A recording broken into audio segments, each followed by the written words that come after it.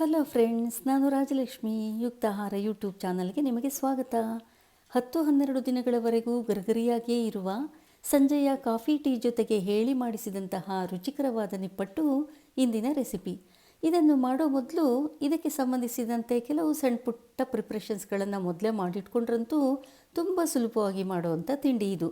ನನ್ನ ಅಜ್ಜಿ ಈ ತಿಂಡಿನ ಮಾಡ್ತಿದ್ದಾಗ ಅವರಿಂದ ನಾನು ಕಲ್ತುಕೊಂಡ ತಿಂಡಿ ಇದು ಅಂದರೆ ಕೇಳಬೇಕಾ? ತುಂಬಾ ಟೇಸ್ಟಿಯಾಗಿರುತ್ತೆ. ಬನ್ನಿ ನೋಡೋಣ ಇದನ್ನು ಹೇಗೆ ಮಾಡೋದು ಅಂತ. ನಾನಿಲ್ಲಿ 3/4 ಬೌಲಷ್ಟು ಶೇಂಗಾ ಬೀಜನ ಹುರಿದು ಅದರ ಸಿಪ್ಪೆ ತೆಗೆದು ಇಟ್ಕೊಂಡಿದ್ದೀನಿ. ಅರ್ಧ ಬೌಲಷ್ಟು ಹುರಿಗಡಲೆ, 2 ಚಮಚ ಬಿಳಿ ಎಳ್ಳು ಮತ್ತು ಹೆಚ್ಚಿದ ಕರಿಬೇವಿನ ಸೊಪ್ಪು ಸ್ವಲ್ಪ ಬೇಕಾಗತ್ತೆ. ಮಿಕ್ಸರ್ಗೆ ಹಾಕ್ಕೊಳ್ಳೋಕ್ಕೆ 12-13 ಬ್ಯಾಡಗಿ ಮೆಣಸಿನ್ಕಾಯಿ, 3/4 ಚಮಚ ಓಮದ ಕಾಳು, 3/4 ಬೌಲಷ್ಟು ತೆಂಗಿನಕಾಯಿ ತುರಿ. ಇಷ್ಟಕ್ಕೆ ಸ್ವಲ್ಪ ನೀರು ಹಾಕ್ಕೊಂಡು ನುಣ್ಣಗೆ ರುಬ್ಕೊಳ್ಬೇಕು. ಹೀಗೆ ಈಗ ಸ್ಟವ್ ಮೇಲೆ ಒಂದು ಫ್ರೈಯಿಂಗ್ ಪ್ಯಾನ್ ಇಟ್ಬಿಟ್ಟು ಎಳ್ಳನ್ನು ಹಾಕ್ಕೊಂಡು ಅದು ಚಿಟಿ ಚಿಟಿ ಶಬ್ದ ಬರುತ್ತಲ್ಲ ಅಲ್ಲಿವರೆಗೂ ಹುರ್ಕೊಂಡು ಅದನ್ನು ಬದಿಗೆ ತೆಗೆದಿಟ್ಕೊಳ್ಬೇಕು. ಶೇಂಗಾ ಬೀಜನ ಒಂದು ರೌಂಡ್ ಮಿಕ್ಸರ್ಗೆ ಹಾಕ್ಕೊಂಡು ತೆಗೆದಿಟ್ಕೊಳ್ಬೇಕು. ಹಾಗೆ ಹುರ್ಗಡ್ಲೆಯನ್ನು ಕೂಡ ಹೀಗೆ ಜಸ್ಟ್ ಒಂದು ರೌಂಡು ಮಿಕ್ಸರ್ಗೆ ಹಾಕ್ಕೊಳ್ಬೇಕು. ಶೇಂಗಾ ಬೀಜ ಹುರ್ಗಡ್ಲೆ ಎರಡು ನೈಸ್ ಪೌಡ್ರು ಮಾಡ್ಕೊಳ್ಬಾರ್ದು. ಈಗ ಒಂದು ಅಗಲವಾದ ಪಾತ್ರೆಗೆ ಮೀಡಿಯಮ್ ಅಳತೆ ಲೋಟದಲ್ಲಿ 3 ಲೋಟ ಅಕ್ಕಿ ಹಿಟ್ಟು, ಅದೇ ಅಳತೆ ಲೋಟದಲ್ಲಿ 1 ಲೋಟ ಮೈದಾ ಹಿಟ್ಟು ಹಾಕ್ಕೊಳ್ಬೇಕು.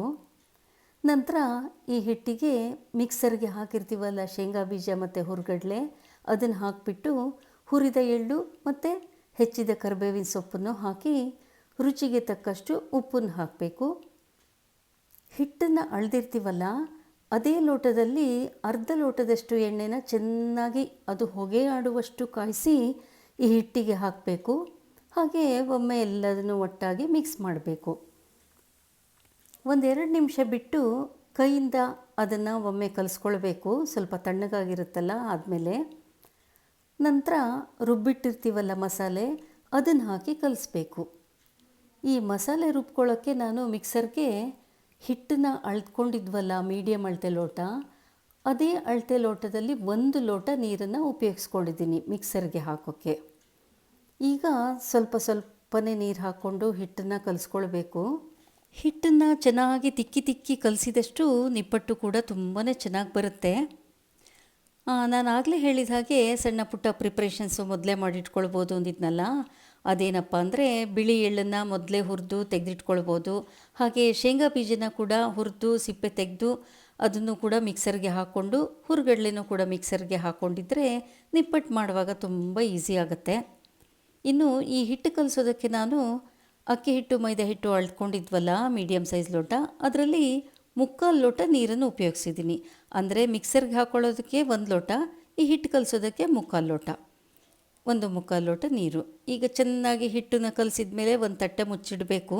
ಅರ್ಧ ಗಂಟೆ ಹಾಗೆ ಬಿಡಬೇಕು. ಅರ್ಧ ಗಂಟೆ ಆದ ನಂತರ ಒಂದು ಬಾಣಲೆಗೆ ಎಣ್ಣೆನ ಕಾಯಕ್ಕಿಡಬೇಕು. ಹಾಗೆ ಜೊತೆಲಿ ಈ ಹಿಟ್ಟು ಕಲಿಸಿರ್ತೀವಲ್ಲ ಅದು ತಟ್ಟೆನ ತೆಗೆದುಬಿಟ್ಟು ಇನ್ನೊಮ್ಮೆ ಕಲಿಸ್ಕೊಳ್ಬೇಕು ತಿಕ್ಕಿ. ಹಾಗೆಯೇ ದೊಡ್ಡ ನೆಲ್ಲಿಕಾಯಿ ಗಾತ್ರದ ಉಂಡೆಗಳನ್ನು ಸ್ವಲ್ಪ ಮಾಡಿಟ್ಕೊಳ್ಬೇಕು. ಹೀಗೆ ಉಂಡೆಗಳನ್ನು ಮಾಡ್ಕೊಂಡಾದ ನಂತರ ಪ್ಲಾಸ್ಟಿಕ್ ಶೀಟ್ಗೆ ಸ್ವಲ್ಪ ಎಣ್ಣೆ ಸವರ್ಕೊಳ್ಬೇಕು. 1-2-3 ಹನಿಯಷ್ಟು ಎಣ್ಣೆ ಸವರ್ಕೊಳ್ಬೇಕು. ನಂತರ ಆ ಶೀಟ್ ಮೇಲ್ಗಡೆಗೆ ಈ ಮಾಡಿರ್ತೀವಲ್ವ ಅದರದ್ದು ಒಂದು ಉಂಡೆ ಇಟ್ಬಿಟ್ಟು ಹೀಗೆ ತಟ್ಕೊಳ್ಬೇಕು. ತುಂಬ ತೆಳ್ಳಗೆ ತಟ್ಟಬಾರ್ದು, ಶೀಟಿಂದ ತೆಗೆದು ಅದನ್ನು ಬಾಣಲೆಗೆ ಹಾಕಿ ಕರಿಬೇಕಲ್ಲ, ಹಾಗಾಗಿ ತುಂಬ ತೆಳ್ಳಗೆ ತಟ್ಟಬಾರ್ದು.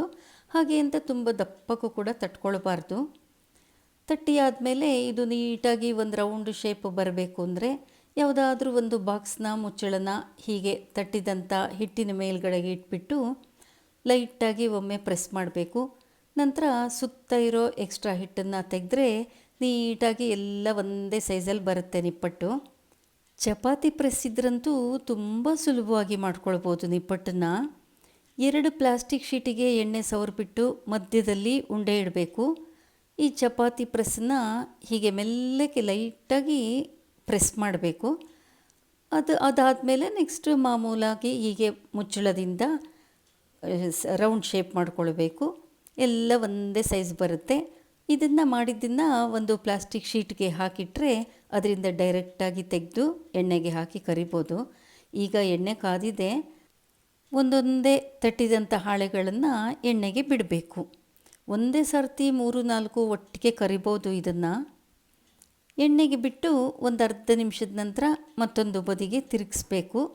ಹಾಗೆ ಸ್ಟವ್ ಫ್ಲೇಮನ್ನು ಕೂಡ ಸ್ವಲ್ಪ ಮೀಡಿಯಮ್ಗೆ ಮಾಡ್ಕೊಳ್ಬೇಕು. ಮತ್ತೆ ಸ್ವಲ್ಪ ಹೊತ್ತಿಗೆ ಮತ್ತೊಂದು ಕಡೆ ತಿರುಗಿಸಿ ಬೇಯಿಸಬೇಕು. ಹೀಗೆ 2-3 ಸರ್ತಿ ಆಚೆ ಈಚೆ ತಿರುಗಿಸಿ ಬೇಯಿಸಬೇಕಾಗತ್ತೆ. ಸ್ವಲ್ಪ ಹೊಂಬಣ್ಣ ಬರೋವರೆಗೂ ಇದನ್ನು ಕರೆದು ಈಚೆ ತೆಗೆದ್ರೆ ಗರಿಗರಿಯಾದ ರುಚಿಕರವಾದ ನಿಪ್ಪಟ್ಟು ಸಿದ್ಧವಾಗಿರುತ್ತೆ. ಇಷ್ಟು ಪದಾರ್ಥಗಳಲ್ಲಿ ಒಟ್ಟು 50 ನಿಪ್ಪಟ್ಟು ತಯಾರಾಗಿವೆ. ಗಾಳಿಯಾಡದ ಬಾಕ್ಸಿಗೆ ಹಾಕಿಟ್ರೆ 10-12 ದಿನಗಳವರೆಗೂ ಇದು ಗರಿಗರಿಯಾಗಿಯೇ ಇರುತ್ತೆ. ಸಣ್ಣ ಮಕ್ಕಳು ಮಾತ್ರ ಅಲ್ಲ, ದೊಡ್ಡೋರು ಕೂಡ ತುಂಬ ಇಷ್ಟಪಟ್ಟು ತಿಂತಾರೆ ಇದನ್ನು. ಇದೇನು ಗಟ್ಟಿ ಇರಲ್ಲ, ಸ್ವಲ್ಪ ಕ್ರಿಸ್ಪಾಗಿರುತ್ತೆ ಅಷ್ಟೇ. ಫ್ರೆಂಡ್ಸ್, ಈ ರೆಸಿಪಿನ ನೀವು ಮಾಡಿ ನೋಡಿ, ಹೇಗೆ ಬಂತು ಅಂತ ಕಾಮೆಂಟ್ ಮಾಡಿ ಹೇಳಿ. ಈ ರೆಸಿಪಿ ಇಷ್ಟ ಆದರೆ ಲೈಕ್ ಮಾಡಿ, ಶೇರ್ ಮಾಡಿ. Thank you for watching this video.